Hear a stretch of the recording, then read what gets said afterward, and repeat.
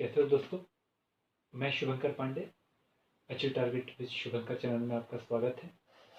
हम पॉलिटी के पार्लियामेंट और जुडिशरी में, न्यायिक व्यवस्था में सुप्रीम कोर्ट को देख चुके थे।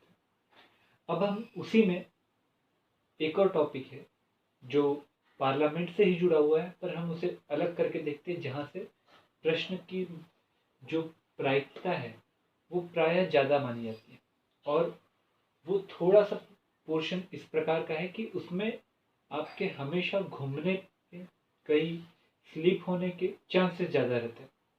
वो वाला टॉपिक है, वो है समितियाँ, संसदीय समितियाँ। तो हमें एक समितियाँ टॉपिक को देखना है।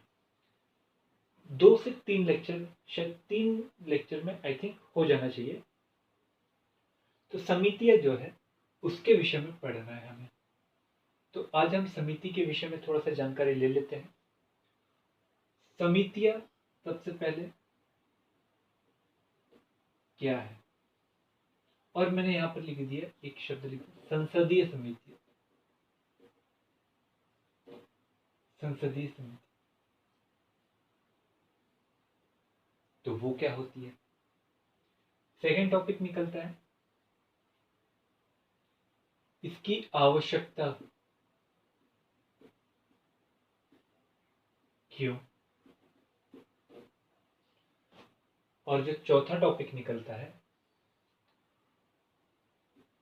उसका वर्गीकरण या क्लासिफिकेशन कैसे किया होता है।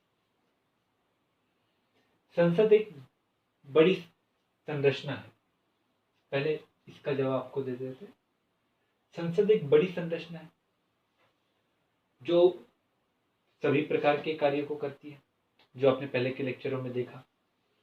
तो बड़ी संरचना होने के कारण सभी प्रकार के कार्यों को करती है, पर जो संसद के सदस्य होते हैं उनके पास में या संसद की कार्रवाई के दौरान दोनों के पास समय की कमी रहती है।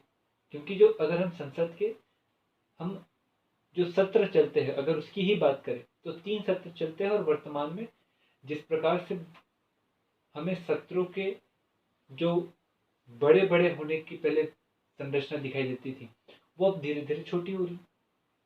तो मतलब वैसे ही वर्कलोड ज्यादा है, वेलफेयर स्टेट की भूमिका हम निभा रहे हैं, और परंतु उस भूमिका को निभाने के लिए हम कार्य तो कर रहे हैं, परंतु कार्य जो किए जाते हैं कानूनी प्रक्रिया के माध्यम से या विधान बनाने के लिए संसद में, तो संसद कार्य करती सत्र के अंतर्गत, तो वो छोटे किए जा रहे हैं, तो समय की कमी होती है।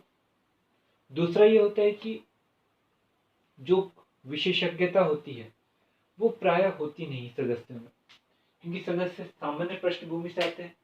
जब सदस्य सामान्य पृष्ठभूमि से आते हैं तो कानून बनाने के लिए जो एक शब्दकोश का ज्ञान होना चाहिए, एक व्यवहारिक ज्ञान होना चाहिए, एक विषय का ज्ञान होना चाहिए, वो नहीं हो पाता। जिस वजह से जो कानून बनता है उस पे होने वाला वाद विवाद तर्कपूर्ण ना होते हुए, अर्थहीन होते हुए हमें दिखाई देता है। और इसलिए इस पूरे मसले को सॉल्व करने के लिए समिति की परिकल्पना की गई। क्यों की गई बात समझ में आ गई कि विशेषज्ञता पर भी जोर दिया जा सके, और साथ में जो संसद है जिसके पास समय की कमी है वो कमी को भी पूरा किया जा सके और वैसे ही कार्य किया जा सके जैसे संसद करती है। इसलिए क्या किया थी, कमेटी का गठन कर दिया था। तो संसदीय कमेटी जो होती है वो क्या होती है, तो भैया संसदीय कमेटी वो होती है जो संसद द्वारा बनाई जाती है, जिसके सदस्य संसद के सदस्य में से ही चुने जाते हैं, जिसके अध्यक्ष या प्रमुख को अध्यक्ष या सभापति चुनता है। मतलब अगर समिति 2 प्रकार की, दोनों सदनों की रहती है, लोकसभा की भी रहती है, राज्यसभा की रहती है। तो कभी अगर अध्यक्ष समिति अगर मान के चलिए लोकसभा की है तो अध्यक्ष जो रहे चुनेगा वो लोकसभा का अध्यक्ष चुनेगा, राज्यसभा का रहेगा तो राज्यसभा का। कभी कभार समिति के सदस्य में से ही वही लोग वोटिंग करते और वही लोग एक को अध्यक्ष चुन लेते। और ये जो समिति रहती है वो रिपोर्ट किसे करते हैं? सभापति या अध्यक्ष को। याद रखिए, राष्ट्रपति को नहीं करते, नहीं तो कई बार दिमाग में ये चलते रहता है कि जो रिपोर्ट है वो प्राय राष्ट्रपति को की जाती है। तो आपने वहां पर पहले ऑप्शन लिखा हुआ रहता है कि लोक लेखक जो समिति होती है वो अपनी रिपोर्ट देता है। किसे देता है? तो आपने लो, राष्ट्रपति ना बेटा, वो अध्यक्ष को देता है। ऐसी बातों को थोड़ा सा याद रखिए। तो जो संसद के द्वारा बनाई जाती है, जिसके सदस्य संसद के सदस्यों में से चुने जाते हैं, जिनके अध्यक्षों को चुना समिति के जो सदस्य रहते हैं उनमें से जाता है, और जो रिपोर्ट हमेशा संसद के अध्यक्ष या सभापति को रखते हैं, वे जो रहते हैं वो संसदीय समिति कहलाती है। संसदीय समिति को जब हम वर्गीकृत करते हैं तो समय के आधार पर, समय के आधार पर हम इसे दो रूप में वर्गीकृत कर सकते हैं आराम से। एक सामान्य शब्दों में कुछ समय के लिए, और एक हमेशा के लिए। मतलब एक सामान्य भाषा में मैं आपको वर्गीकृत करके बता देता, कुछ समय के लिए और एक हमेशा के लिए। कुछ समय के लिए का मतलब ये हो गया कि समिति जो बनी है इसका कोई वजूद नहीं है। मतलब कहना यह है कि कोई विषय आया, उस विषय पर जांच करना चाहिए, उस विषय पर जांच करते हुए संसद को अवगत कराना चाहिए। तो कुछ लोगों को एक जगह पर बुलाया, अध्यक्ष ने उसी में से एक को अध्यक्ष चुनाया, या सभापति ने उन्हीं में से किसी को सभापति में से सदस्यों में से अध्यक्ष चुना और एक कमेटी का गठन किया। जैसे ही इस विषय पर पूरी बातचीत हो जाती है तो बातचीत हो जाने के बाद में ये मान लिया जाता है, जो उनके द्वारा रिकमेंडेशन होती है वो मान ली जाती है, नहीं भी मान लेते उसके बाद में ये समिति का कोई वजूद नहीं रह जाता है। तो मतलब ऐसी समितियां जो किसी विषय पर आने पर गठित होती है और विषय के समाप्त हो जाने पर समाप्त हो जाती है, उस प्रकार की समिति को कहा जाता है बेटा, उसे कहा जाता है तदर्थ समिति। कौन सी समिति कहता है? तदर्थ समिति। तदर्थ समिति भी दो प्रकार की होती है। तदर्थ समिति का अगर वर्गीकरण करते हैं तो ये दो प्रकार की होती है। एक होती है जांच समिति और एक होती है सलाहकार समिति। जांच समिति क्या होती है? मतलब किसी मुद्दे पर, किसी विषय पर जांच करना हो और जांच करके सदन को रिपोर्ट करना हो, तो ऐसी समिति को कहा जाएगा तदर्थ जांच समिति। पर किसी विषय पर, कोई विषय था, उसके ऊपर आवश्यक है कि कोई विशेष ज्ञान हो, प्राप्त हो, ताकि उस विषय पर कोई निर्णय कर सके, तो वो विषय पर विशेषज्ञता को बढ़ावा देने के लिए, बढ़ाने के लिए समिति का गठन किया, ताकि सदन के पास में अतिरिक्त थोड़ा सा नॉलेज आ सके। तो ऐसी समिति होती है, कौन सी समिति? सलाहकार समिति। ये सलाहकार समिति जो होती है दोनों सदनों की हो सकती है, जो सदन में रहते हैं, लोकसभा और एक राज्यसभा। तो जब लोकसभा और राज्यसभा की अलग अलग होती है तो उसे कहा जाता है बेटा प्रवर समिति। प्रवर समिति जब अलग अलग रहती है, प्रवर समिति। पर कभी कभार ऐसा होता है कि दोनों के ही सलाह की आवश्यकता होती है, तो उसे कहा जाता है संयुक्त समिति। संयुक्त समिति।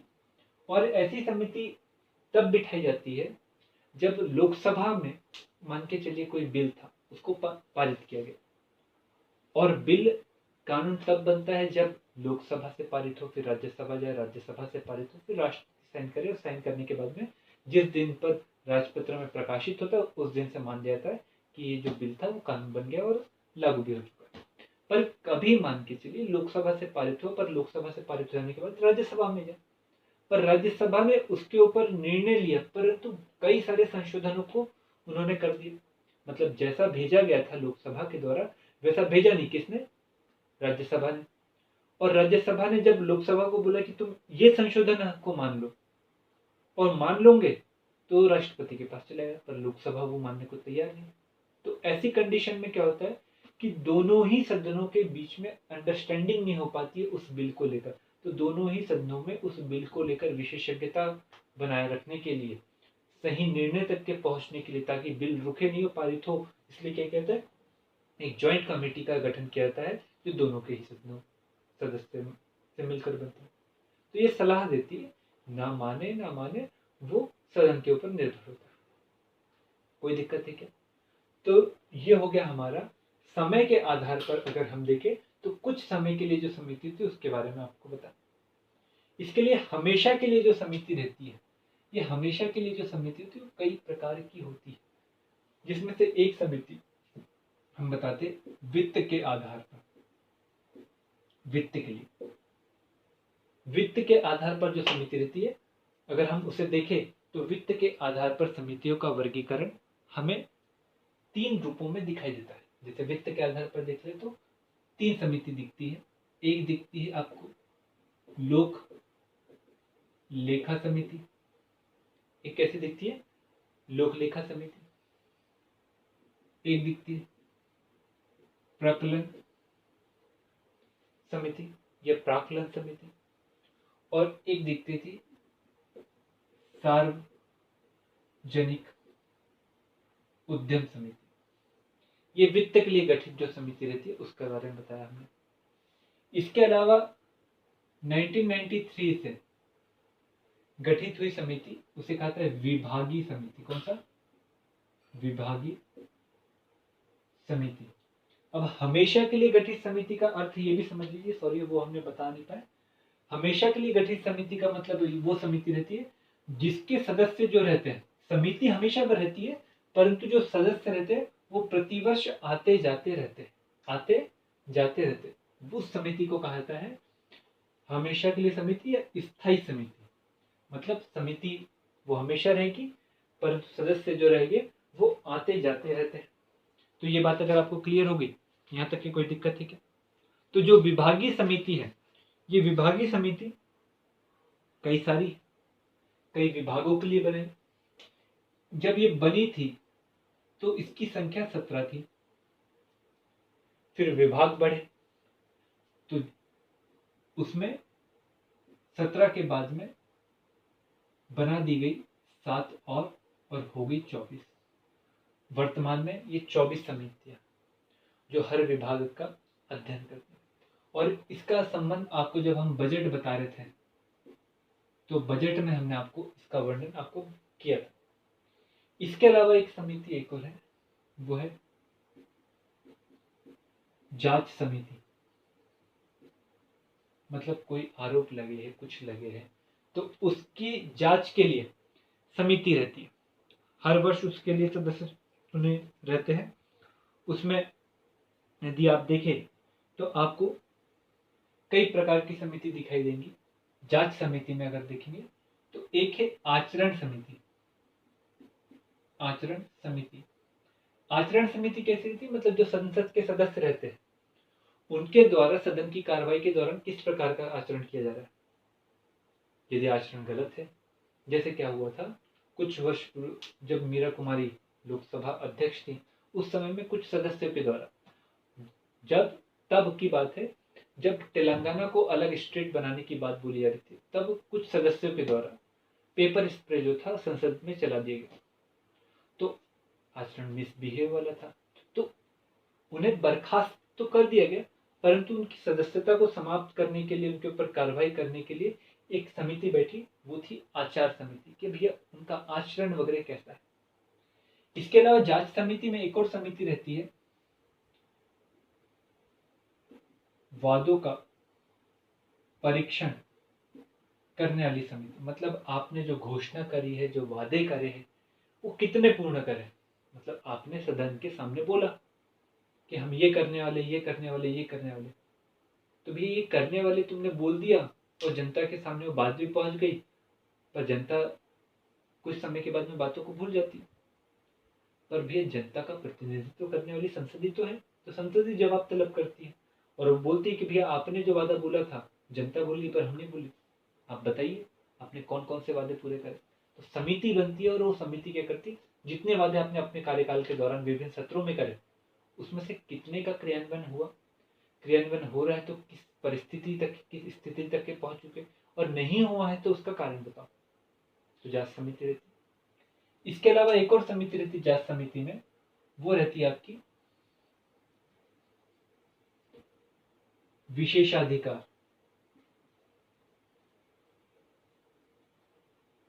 समिति।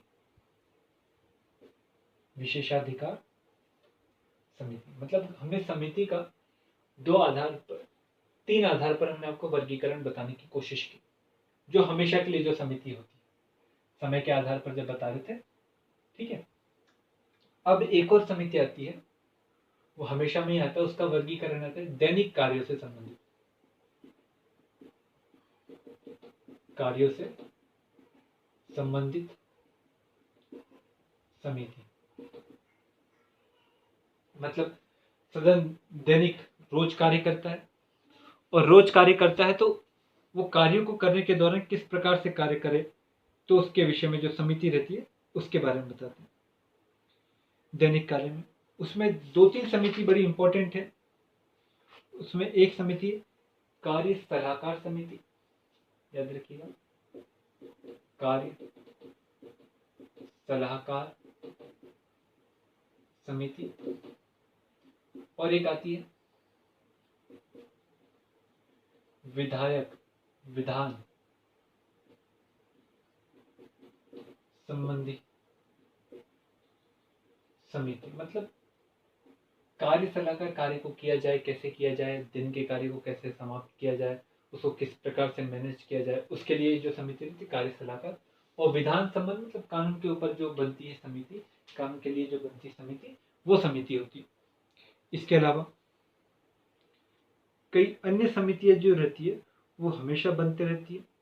जैसे आप अगर परीक्षण के आधार पर भी समिति का वर्गीकरण कर सकते हो, तो समितियां कई सारी बनते रहती है। हमने आपको चार आधार पर बताने की कोशिश की। चार आधार इसलिए क्योंकि बताने के लिए तो कई सारी बातें हैं, पर वो बातें जो आपको याद में भी रहे तो वो अच्छा रहेगा, है ना। तो चार आधार पर बताने की कोशिश की। उसमें से आज हम एक समिति को देखते हैं, वो है वित्त के आधार पर समिति। वित्त के आधार पर जो समिति है उसमें से एक समिति को देख लेते हैं, वो है लोक लेखा समिति। कौन सी समिति? लोक लेखा समिति। वित्त के आधार पर जो समिति है वो तीन प्रकार की है। उसमें से एक है लोक लेखा समिति, ठीक। लोक लेखा समिति, लोक लेखा समिति की अगर हम थोड़ा सा इतिहास को देखें, है ना, पहले इतिहास को समझ जाते हैं, फिर इसके कार्य को समझ जाते हैं, तत्पश्चात सीमा, है ना, सीमा को भी समझ जाते हैं, तो बातें आपको क्लियर हो जाएंगी। 1921 में लोक लेखा समिति का गठन किया गया, है ना। 1921 याद रखिएगा। 1917 का जो चेम्सफोर्ड घोषणा थी उसके आधार पर 1919 का मॉन्टेस्क्यू चेम्सफोर्ड अधिनियम पारित हुआ। मॉन्टेस्क्यू साहब ने घोषणा कर दी। मॉन्टेस्क्यू घोषणा 1917 की है और अधिनियम कब का है? 1919 का। और वो लागू हुआ 1921 को। और उसी वर्ष वित्त पर थोड़ा सा नजर बनाए रखने के लिए कि वित्त जो खर्च किया जाता है, जो पैसा खर्च किया जाता है, वो सही तरीके से किया जा रहा है कि नहीं, उसके लिए एक समिति का गठन किया गया जिसे कहा गया लोक लेखा समिति। लोक लेखा समिति जब भारत आजाद हुआ तो आजादी के बाद में भी लोक लेखा समिति चली। मतलब जब 26 जनवरी 1950 को जब भारत का संविधान लागू हुआ तो संविधान लागू होने के दौरान इस समिति के स्वरूप को बनाए रखा गया और उस स्वरूप को बनाए रखते हुए इसको चलने दी।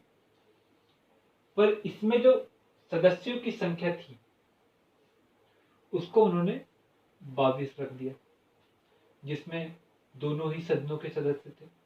जिसमें जो लोकसभा थे उसके 15 सदस्य थे और जो राज्यसभा थे उसके 7 सदस्य थे। और जो 7 सदस्य और 15 सदस्य थे, इन सभी सदस्यों का जो चुनाव था वो एकल संक्रमणीय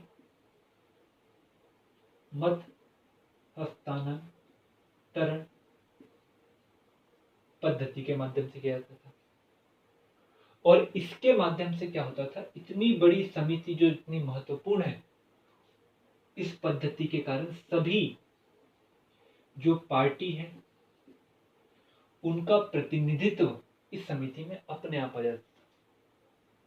अब एकल संक्रमणीय मत हस्तांतरण पद्धति कैसी होती है, तो राष्ट्रपति का जो एक लेक्चर बना है उसको जाकर देखिए, वहां पर आपको बातें क्लियर हो जाएंगी।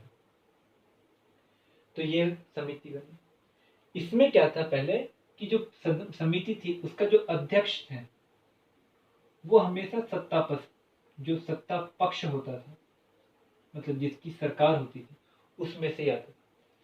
मैं कह रहा हूं जिस पार्टी की सरकार होती थी उस पार्टी के कोई सदस्य का ही।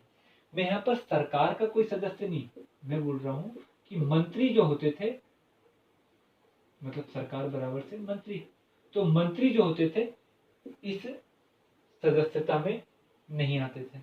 इस बात को याद रखिए, कोई भी समिति में मंत्री सदस्य नहीं हो सकता। तो भी न्यूट्रलिटी गायब हो जाएंगी, क्योंकि आप सरकार को ही तो कटघरे में लाने की कोशिश कर रहे हैं। और अगर सरकार का ही व्यक्ति अगर समिति का सदस्य बन जाएगा तो कटघरे में अपने आप को लाएगा क्या? कोई व्यक्ति स्वयं की जांच करता है क्या? नहीं करता है ना। तो इस वजह से ये बात आ गई। तो प्रारंभ में मतलब जब 1950 से लेकर 1967 तक के अगर हम देखें तो यही था कि अध्यक्ष जो रहता था वो सत्ता दल के पक्ष से ही बनता था। पर न्यूट्रलिटी को लाने के लिए क्या किया गया, 1967 के बाद में जो विपक्ष होता था उसमें विपक्ष के नेता को ही इस समिति का अध्यक्ष बनाया जाने लगा। विपक्ष के नेता को ही क्या बनाया जाने लगा, अध्यक्ष बनाया जाने लगा। अब ये कमेटी जो रहती है वो कार्य क्या करती है? कार्य की अगर हम बात करें तो सिंपल रूप में अगर एक शब्द में अगर आप इसको पढ़ोगे तो इसका सीधा सीधा कार्य है सरकार के द्वारा किए गए खर्चों के ऊपर जो परीक्षण का कार्य कैग के द्वारा किया गया है, महालेखा परीक्षक के द्वारा किया गया है, उसके द्वारा किए गए परीक्षण को जांचना, उसको देखना, और देखने के बाद में जितने भी आर्टिकल 150 के तहत विनियोग विधेयक के ऊपर कोई भी प्रस्ताव हो, वित्त के ऊपर हो या सार्वजनिक उपक्रम के ऊपर, 3 प्रकार के प्रस्ताव रखते हैं जो कैग रहता है, उन सब का परीक्षण करता है कौन, लोक लेखा समिति। और यही काम है उनका।